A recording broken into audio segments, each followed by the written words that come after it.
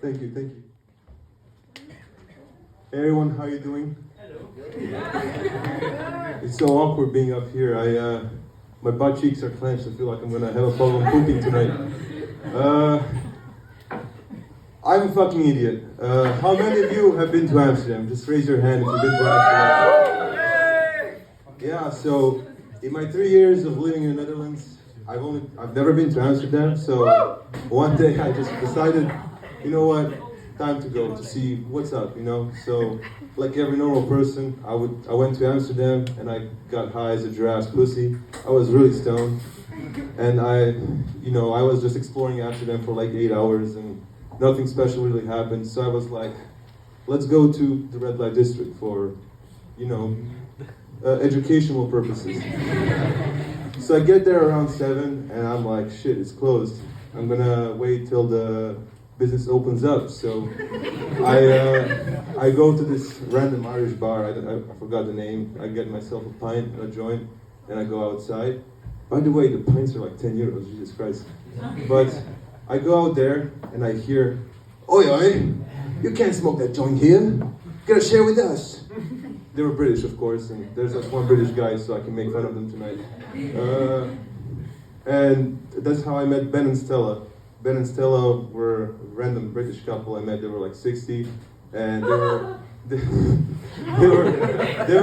a typical British couple. They had crooked teeth and funny accents and everything. And through talking to them, I realized they're more British than I realized. They're alcoholics, and they also haven't been happy in like 30 years. So they asked me like, hey, do you want to grab a drink with us or something? And my mom didn't raise a child who would go with strangers to grab drinks. But they realized my only weakness, which is free alcohol. So I went out with them, we grabbed a few pints, they paid for it, luckily. And we drank for an hour. I was hammered. I was like, I'm a big guy, but I can't handle my alcohol. So after an hour, I was like, okay, I'm gonna be responsible. I'm gonna check out the red light district and go home, be a responsible young man. But in the end, Ben and Stella had a very great idea. Hey, you wanna go to a live sex show with us? Whoa. Free alcohol is something, but my mom didn't raise a guy who would go to a live sex show with an old British couple, Sadly, they found my second only weakness. They paid for my tickets, so I was like, fuck it, So we went to this random Casa Rosa, was it called? I have no idea. They paid for my ticket, it was like 80 euros or something, and we were greeted by this security guy. His name was Jamal. He was like a really big, buff black man, and he was not a man of many words. He would be like, welcome. So when we entered, there were 3 rules there, which you were not allowed to do. No photos for privacy reasons, no touching, and no sexual intercourse, right?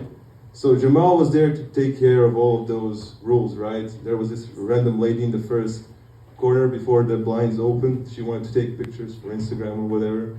And Jamal saw that, like the beast he is, he was like, no photos. So after the curtains opened, there was another guy, I think he was also British, only they do that. He was touching himself, and Jamal, the amazing man he is, he saw the man jiggling his meat, and he was like, no touching. And in my mind, I was thinking like, what would happen if he saw somebody breaking the 3rd rule, I don't know, no sexual intercourse. So the curtains open and it's all fun and all. I'm a virgin, so I had no idea what was going on. It was a first time experience. At some point I was thinking of writing down notes to just, since they paid for me, might as well take some notes, like the university is here. So wild shit is happening, there's helicopters going on. I'm not gonna go into detail. It was wild. And at some point, this big booty Asian comes out. I don't want to be stereotypical in any way, but usually it's the opposite, like 180. But I was shocked, right? My jaw dropped like Looney Tunes character. I was just staggered by it. So she was doing some dances and everything, and at some point she was like, who wants to join me on stage? Because apparently you can ask to join on stage and take a dance with her. And I really didn't pay attention to it because I was just flabbergasted by the sheer mass of the ass. And she starts walking towards the crowd. She's like looking around and everything, and I really don't pay any attention. And at some point, she comes up to me, she grabs my hand, and my heart sank. I didn't know what to do. Apparently, Ben and Stella next to me applied me to go on the stage with her. And I could have said no, but I had no fucking idea. So I just went on there like, I was like, fuck it, I went. I was stoned as fuck, and I also was drunk. That was their plan all along. And I go on there, I'm like Goofy the fucking clown, just standing there. I had no idea what was going on. She's dancing and everything. And at some point, she whips out, she was dressed like a policewoman. She had a big pistol. The pistol was a dildo, of course. And she whips out the dildo and she gives it to me. I never held a dildo in my life. I don't know how, I grabbed that bitch like a hammer, like I'm about to smack her on the head or something.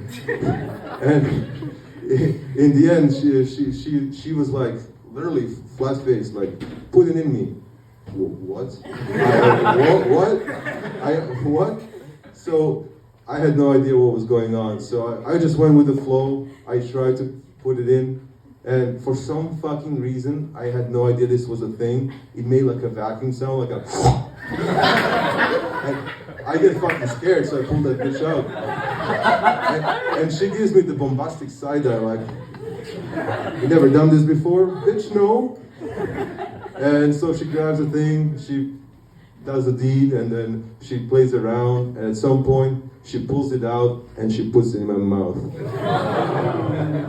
And then I choke on it. I pull it out, she's like, get out the stage. And I walk the walk of shame towards my seat. I say goodbye to Stella and Ben. And then I go to the train with 2% of my phone battery, like somebody pissed on me, and that's how it went. Thank you.